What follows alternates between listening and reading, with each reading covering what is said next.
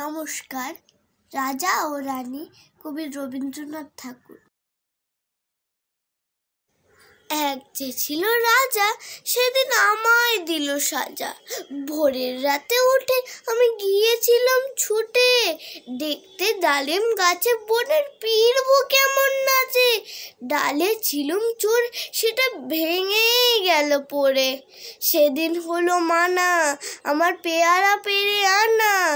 রথ দেখতে যাওয়া, আমার চিড়ের পুলি খাওয়া। কে দিল সেই সাজা, জানো কে ছিল সেই রাজা? এক যে ছিল রানী, আমি তার কথা সব মানি। সাজার খবর পেয়ে আমায় দেখলো কে বলছে, বললে না তো কিছু, কেবল মুক্তি করে নিচু। আপন ঘরে গিয়ে সেদিন রইল আগল দিয়ে, হলো না তার খাওয়া কিংবা রথ দেখতে যাওয়া।